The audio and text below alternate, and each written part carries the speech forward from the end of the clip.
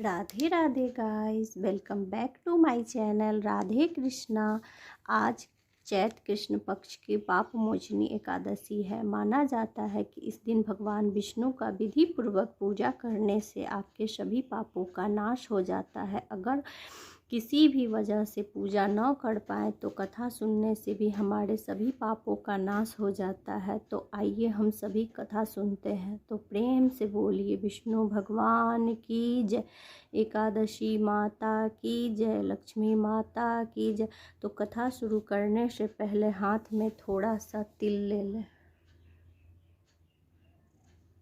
महाराज युधिष्ठिर ने भगवान श्री कृष्ण से चैत मास के कृष्ण पक्ष की एकादशी के बारे में जानने की इच्छा प्रकट की। तो वे बोले, राजेंद्र, मैं तुम्हें इस विषय में एक पापनाशक उपाख्यान सुनाऊंगा, जिससे चक्रवर्ती नरेश मानधाता ने पूछने पर महर्षि लोमस ने कहा था। मानधाता ने पूछा, भगवान, मैं लोगों के हित की इच्छा के लिए यह सुनना चाहता हूँ कि चैत मास के कृष्ण पक्ष में किस नाम की एकादशी होती है, उसका क्या विधि है तथा उसे किस फल की प्राप्ति होती है। कृपया यह सब मुझे बताएं। लोमस जी ने कहा, नीपु श्रेष्ठ, पूर्व काल की बात है। अप्सराओं से सेवित चैत्ररथ नामक वन में, जहाँ गंधर्वों की कन्याएं अपने किन्नरों के साथ बाजे बजाती हुई विहार करती थी, मंजूघोषा नामक अप्सरा मुनिवर मेघावी को मोहित करने के लिए गई। वे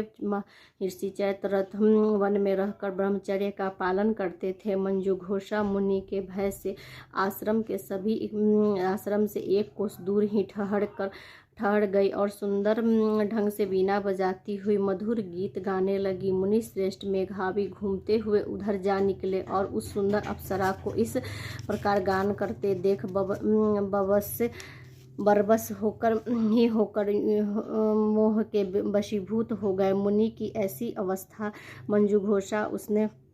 देखकर मंजूघोषा उनके समीप आई और वीणा नीचे रखकर उनका आलिंगन करने लगी। मेघावी मुनि उनके साथ रमन करने लगे। रात दिन का भी उन्हें भाव न रहा। इस प्रकार उन्हें बहुत दिन व्यतीत हो गए। मंजूघोषा देवलोक को जाने को तैयार हुई। जाते समय उसने मुनि श्रेष्ठ मेघावी से कहा, ब्राह्मण, अब मुझे अपने देश जाने की आज्ञा दीजिए। मेघावी बोले, देवी, जब तक सवेरे की संध्या न हो जाए तब तक मेरे पास ठहरो। अप्सरा ने कहा, विप्रय, अब तक न जाने कितनी संध्याएं चली गईं। मुझ पर कृपा करके बीते हुए समय का विचार तो कीजिए। लोमस जी कहते हैं, राजन, अप्सरा की बात सुनकर मेघावी चकित हो उठे। उस समय उन्होंने बीते हुए समय का हिसाब लगाया तो मालूम हुआ कि उसने उनके साथ रहते हुए उन्हें 57 वर्ष हो गए हैं। उस अपनी तपस्या का विनाश करने वाली जानकर मुनि को उन पर बड़ा क्रोध आया।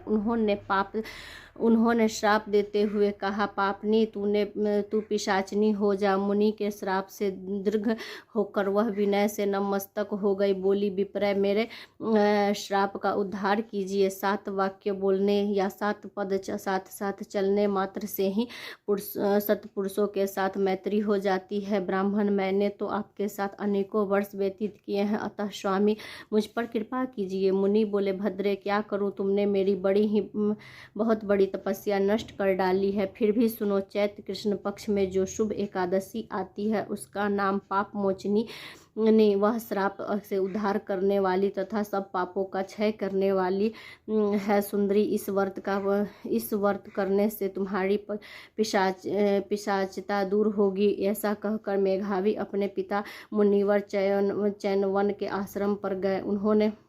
उन्हें आया देखकर चैनवन ने पूछा, बेटा, यह क्या किया तुमने तो अपने पुण्य का नाश कर डाला। मेघावी बोले, पिताजी, मैंने अप्सरा के साथ रमन करने का पातक किया है। अब आप ही कोई ऐसा प्रायश्चित बतलाएं जिससे पातक का नाश हो जाए। चक्रवन ने कहा, बेटा, चैत्र कृष्ण पक्ष की जो पाप मोचनी एकादशी आती है उसका व्रत करने से पाप राशि का विनाश हो जाएगा। पिता का यह कथन सुनकर मेघावी ने उस व्रत का अनुष्ठान किया। इससे उनका पाप नष्ट हो गया और वह पुनः तपस्या से परिपूर्ण हो गए। इस प्रकार मंजू घोषा ने भी इस उत्तम व्रत का पालन किया। पाप मोचनी व्रत करने के कारण वह पिशाचिनी से मुक्त हो गई और दिव्य रूप धारण कर श्रेष्ठ अप्सरा होकर स्वर्गलोक को चली गए। भगवान श्री कृष्ण कहते हैं, राजन, जो श्रेष्ठ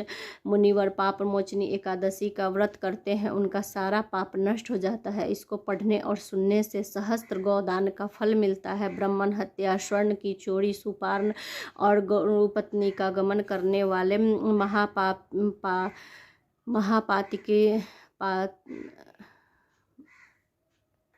महापातकी भी इस व्रत को करने से पाप मुक्त हो जाता है। यह व्रत बहुत ही पुण्यमय है। तो प्रेम से बोलिए राधे राधे।